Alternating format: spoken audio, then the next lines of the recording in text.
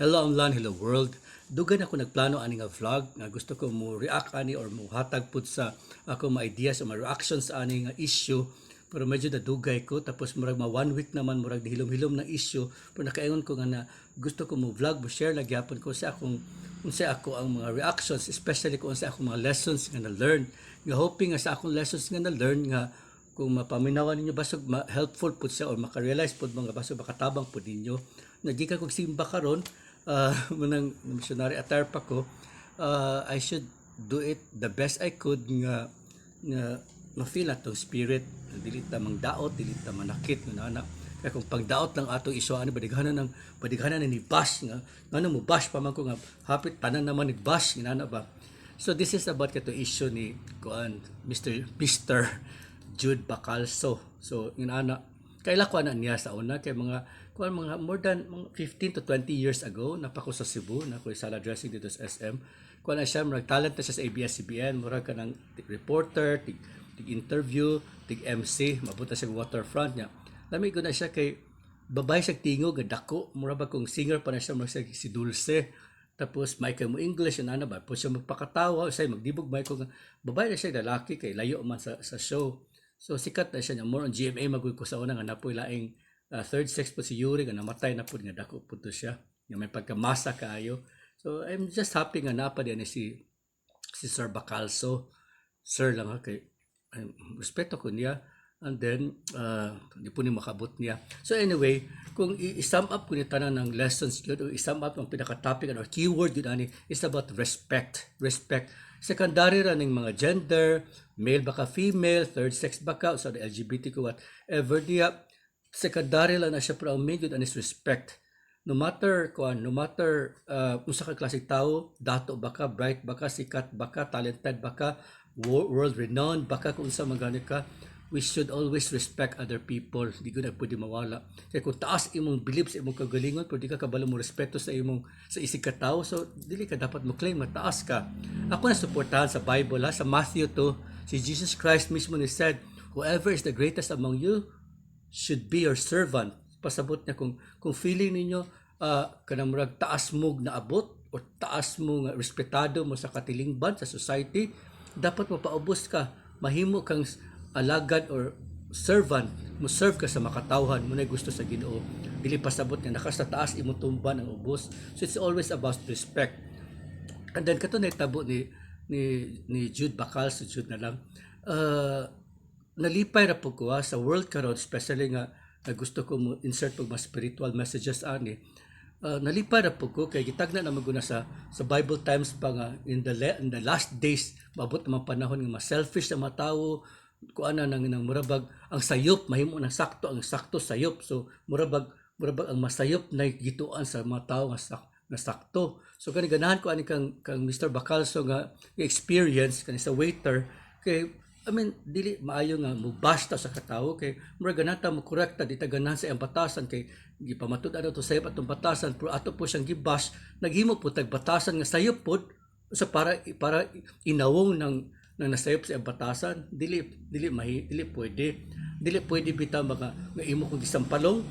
tapos gidunggab ka nako di sobra pa ako sala kay sa iyang gibuhat nako, so di gyud na siya maayo. So murag dapat tinarong ragod sa scriptures again ingon pud nga kung si Jesus Christ pa ko sa palangon ka sa wala i-offer pang tuo wala siya ko sa palangon ka sa wala dunggaba dayon. So kanang naji pa ilob gyud even sa ato sa law of the land sa kun ibalan wala may murag only ang time ra nga pwede ka mo balos og panapat kung self defense na murag gidunggab na jud ka or gipusil na ka adi pusila po dayon siya or dunggaba po dayon siya ana. Pero sa ako nakatunan sa law, in study mo po tayo law, and ignorance of the law excuses no one man. So we should know the law. Tapos what I know with the law nga,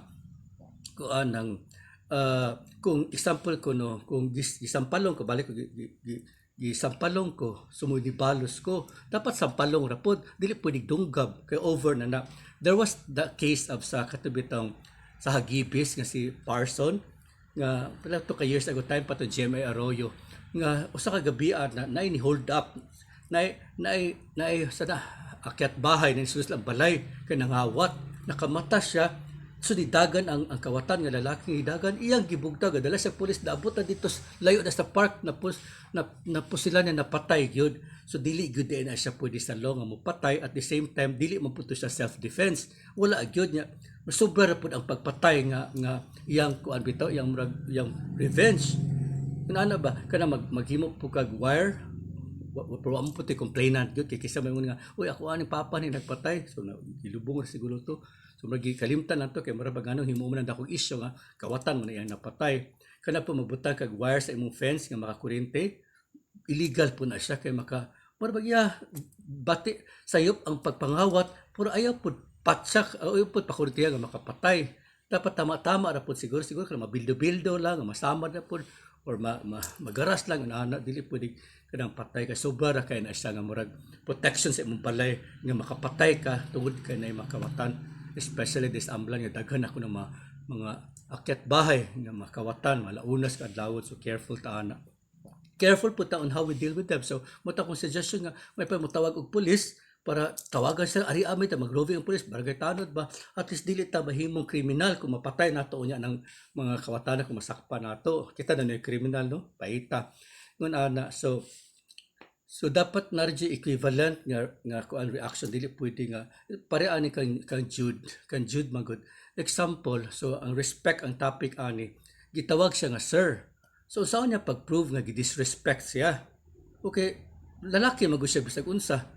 man po niya pag-prove nga ma'am siya kung para pag-prove nga ma'am pakita ko sa imuhang ilalom dia kung bitay bago na siya unsay itsura niya kay di ako so kung pag-ana niya nga male organ dahil so sakto ra ang waiter nga sir siya kay mao man society mao man atong pagtuo nga sir ka kung male man jud ka inana nya katupong time pod nga katong waiter pod dapat iya tong gi clarify kung was there a disrespect disrespect ba siya bi ba sa iyang sexuality dili man siguro kay ang customer siya nya wala man pud sa issue nga disrespectful to ang issue ra gud nga dili siya ganang tawag sir kay ma'am gud siya and then makikita po ka sa waiter gatindog lang mo ra ani man ko nga wala man ko intent okay kung isog pa ko like ako ni bully to ako disrespectful atong Jude nisukol ako ato or ni walk out ko pero siya di ko masabutan man siya ni marabag submissive naman po siya sa punishment kunana tapos para nako walay right nga mo punish si Jude ato sa waiter gina na siyang ma'am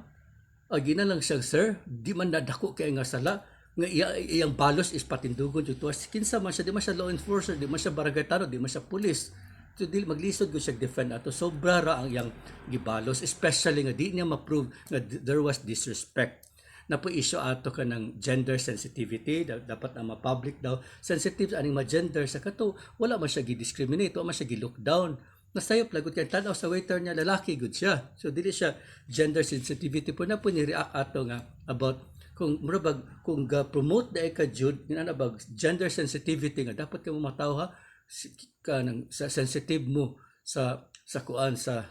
mga LGBTQA nga kita mo ga lipstick kita mo taas og buhok kita mo nagdako og dugad kita mo gahayos inyo tawag nga sir so mura mo nanginsulto pero ang ako pong tubag ana so dili ka mura dapat kamo sensitive sa aning feelings sa LGBTQA dapat irespeto siya pero gibuhat ni Jude pud ato waiter insensitive man pod dili man siya sensitive wala man siya nagpakita nga may siyang tawo yang gipatindog 2 hours so sa tarong sa sayop po siya man gibash ko siya maayo kay di pud maayo yang gibalo so ang lesson po nako ani ba kun ay nagbuhat nimo og daotan ayog balusi pud og daotan pud kay parihan na mo so mo ni nahitabo karon ni Jude nga nagmamalinis siya nga girl jud kuno siya tapos ngano gitawag siya sir nga karon iya pud gipatindog og 2 hours so makayo mata nga tama ra pud ang gi-insulto ka kay di man pud ka maayong pagkatawo man ana. Another thing, kani ka na pagka-arrogant bitaw, muna kung tago na sa Ginoo, kanang mura kag taas kang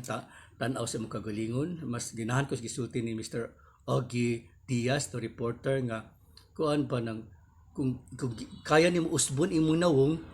nga mura babae na ka nga baling gwapahan na ka, gi-appeal punta nimo usab imong batasan. Muna yung message pa bitaw tinuod. Kaya gwapa na ka pero imong batasan wani mo na bag-o. Tinaana po di ka so unsaon pa pagrespeto sa mataw nimo unsaon nimo pag demand og respect sa mga tawo, nga respetoon ka nga ikaw pud wa mo po kay respeto po sa isig ka tawo. Another food nga issue ani ng sa scripture pod nga vengeance belongs to the Lord. Kita ko na yung mga nanakit nato, ayaw na lang na i-pray na lang na siya or avoid na lang ta, be peacemakers na lang ihatag na sa Ginoo kay ang Ginoo ray bahala mo silot ana kaysa magtirahan kay uso kay social media pasakitag mapulong digos siya maayo digos siya ikalipay sa Ginoo gyud. Nako experience pod nga kuan nang naitabo ka ikaw ko 7-Eleven dire, and then there was a customer sa Dumaguete na customer nga murag kuan mga 20 plus lalaki ni palit siya tubig, then nigawas siya after few minutes ni balik siya. Isulti siya sa cashier, then gawas na po siya. Tapos pagbalik nagadalag pulis siya nga bay dako ag lawas nga tigulang nga gatakiang masakpan jud kanang pulisa. Ay bahala siya, kay naka-witness ko dito. Giayon nagkasaba ang cashier nga batan-on pa. Ginan pag gigaan-ana niya kun asa imong kuan, asa imong ID, pakita ko sa imong ID. Nani wala ko. Sabi pagkaso ba isog jud kay isa nagdala siya kato stick bitang murag pangwitik. Ginan pa niya nga. Kabalo ko na kay motor, impound ka nako. Nung naabot matag motor na balik po nangaypastyle ang kuan kalmar ako gidiktahan ang kasya nga ayaw kalmar dong ayaw balos kay kung balos ka ana basta magpatay pa mo amra quits kay isukol man ka so dapat instantly limpyo ra gud ka so pagka nilakaw to isog kay nga pulis pagpaglakaw niya magdibalik pa ko gayaw-yaw pag yun isog kay sa ako pagka maritas pagka ganahan mo ko mo mangusi ko kay ganahan ko mo apply sa law ganahan ko mangayo pag opinion sa ubang mataw sa ilang mga feelings unsa mga balaod nga kuan ana nga mag involve ana so nahitabo day ato katuon ng lalaki ni palit og tubig katong mahalon ibutan natog 90 pesos nga murag kuan siya 500 ml or half liter tapos nibalik kay pailisan din nag 1 liter ningon ang cashier nga kuan ang bawal ba na sa among policy sir kay no return, no exchange. So niring na sa ako utok nga murag bawal man nga policy nga no return, no exchange. Tapos so akong tapos padayon na to ko storya, dili mo sugot ang pulis. Nga na maka balik na ulit na nga di isug jud kay isa. Munang ni assistant pud nga like cashier ni sugot na lang nga magmakaloy sila do ba kay mukoy ka nya pulis pud siya nga murag jud gidagino tong duha. Kay isug jud siya nga wa di pailise. Nga di mo sugot siya. Sa kinsa mag-asam na ID kuha ning ID ana pa. Murag abuse of power gyud ba. So nakuratan mi tanan ato sa paglakaw sa pulis na ibalik pag siya nakasaba na po kuha nato pagkataon-taon wala man jud ibalik ni usi ko sa cashiers kung unsa man dayto naganahan ko mang-usi mang maritas na lang tawagon nato kay maganahan ko mag-learn what is it all about tapos what really happened tapos unsa mga laws involved sa ilang mga rights sa mga feelings nila unsa mga policy sa ilang 7-Eleven so ganahan ko makat-on ba maka-share po ko sama ni ani nga maka-share po ko sa akong nakatunan so giingnan di siya atong una nga ipauli ang water kay ipailisan og 1 liter 500 ml mong 1 liter wa siya nisugot kay ginan niya nga no return no exchange muto nilakaw ang lalaki ni dala nagpulis so more likely katong pulis ang nagpapalit balik isuga kay ngano ko di pailisan. So ako as business graduate, kabalo po ko sa mabalaod labi na sa mga businesses. So napo ko masay or dapat kabalo tas mabalaod kay ignorance of the law excuses no one. So kinala kabalo ko tas mabalaod bisag dili kita lawyer. So nibalaan nako nga ako nibalaan sa una nga bawal lang no return no exchange. Pwede ko na nakaipaliton, pwede ko na siya pailisan, pwede ko na nimo ilisan kung ikaw tindero. Pero kuan din na siya bawal wala siya inanang law. So kung nagpalit ka, di na pwede nimo ma-return, di na nimo pwede mapa-exchange, mapa-ilisan unless na defect. So inani man goy ko ana ang reason maguna ina siya balaod nga no return no exchange. Example ko no sa amlan na maligag isda, daga sa isda gikarga, gipalit ko nag 5 ka kilo. Dilipay kay siya kung gipakyo 5 ka kilo, lipay na kay siya nag-celebrate na niuli na siya. Buntag pa na, malas 8 pas buntag. Na kuan na paway na siya yan gasto ang kwarta ng halin yang kita na pagkahapon ako iuli akong pailisan so murag sao naman ana so dili gid pwede niya ang reason pagod nako kay unsa man kay nakakita ko laing isda di wala man siya defect so dapat ako naman tong napalit din na nako ni iuli kay labi na wala siya defect wala siya wala man siya napanos inana bitaw so dapat ko dili siya pwede i-refundan sa tindero kalisod kay na return exchange kay example ko what if nagasto na sa tindero so man niya lisod ay ibalik nalisod pa kay mamaligya ka nahalinan ka nalipay ka yes nahalit ko di pagkaman iuli pa di maguol lang po ka kay wa man ito halin kay gi-return man so So katong case dito sa 7-Eleven, sakto ang kuan. Sakto kay ningon man ang cashier nga policy na sa 7-Eleven nga no return no exchange. Tapos nakayon ko nga magbawal man na siya, pero knowing 7-Eleven nga international company na siya, so nago na sila mga lawyers sa kabalo, so di ako nabalaan nga ang no return no exchange except kung na may defects. So sayop ko itong pulisa ang abuse of power, arrogant, dili ko siya angay magpulis, labi na nga before I explain about maximum tolerance, dapat cool ra jud ka. Ayaw panghulga, ayaw gamita imong pagka-superior, ayaw gamita imong authority nga law enforcer, ayaw gamita imong nakay katumawip, nakay batuta para mo step down ka sa uban, sama sa nitabo aning waiter og si Mr. Jude. So another thing pod nga akong na learn pod, kung naay example ato kang Jude na lang ko. Basta nakita mi sa Cebu. Kato ka Jude nga kung ganahan man sa inon siya nga ma'am, sulti ang tao nga dong tawag lang kung ma'am dong kay gwapo bi ako dong balib na akong paningkamot ani de meron po siguro nang ang waiter nga wala problema oy kay kano ko dili ngano sa mawala nato malipay pa magalit ta nga nisulti siya nga ma'am di ang gusto kay para malipay pod mapahalipay ta sa sikataw di ta ka panginsulto o di tan-awa di ipatindog na noon siya, so nganong dili sakto si Jude yang sulti ag tarong nga pito do mail ko do bro ganana talaga sir musugot ta masiw na ta pro kung giina na siya tawanan magsigir ka pug sir murag discrimination o bugal-bugal na murag bully na siya lain na sa istorya, pero dili pwede nga ang murag ang balos ni Jude nga patindugog 2 hours wala siya right yun ana niya. Okay, dili po ta ka control pod kung like for one thing ba kung usa ka LGBT nga parang Jude nga gana siya tawag babayi para nako para tawagon kang ma'am paningkamot nga makita gyud sa tao nga mura jud kag si ma'am, kung paggawas na gisir ka ayaw ka suko kay mo man nila tan-aw nila di makaka-dictate ana mo to lagi na inisulti nga kanang mura bag dili ka impose or ka demand og respect di ka kay matawag dapat respeto ay tawag kag ma'am dili i-earn na nimo imong storyahan sila imong nice kanila or imong bag-ohon imong kagalingon para quote-unquote, mailad sila nga tanaw nila babae good ka. So ma'am sila, what ipagawas ning bali mo pagwapa. Sir, mo offend ka pero ayaw balos kay makay right nga mo balos kay inosente man sila wala man sa intent to disrespect you or to discriminate you. Ilang meaning ana, ilang tanaw nimo lalaki good ka. So balik na bukas yung balik pagwapa na pag slim siguro ka. Baso paggawas nimo time will come nga tungod sa imo effort bitaw nga imo jung paningkamutan mo mahimo kang babae marjo kang babae paggawas nimo basog mga miss beautiful may tawag sa mga tao ni magkadagan so tanan ko sila makauna na kung babae jud ka so successful kay ka tungod sa imo effort tungod sa paningkamot na gain nimo ang ilang respect na nahitabo nga imong gusto nga tawag kag babae ka ma'am ka nahitabo because you change yourself nga para ang ilang tan-aw babae jud kasi labi ka na nga success kasi imo impose mo demand jud ka nga dapat tawagon jud kag ma'am nga sir magudang tanaw nila. So again kung tanaw na sir nimo take it as a challenge ayaw kasukis sila kay wala mas innocente man sila di man sa tanan sa daghan ng problema sa kalibutan kana na lang ilang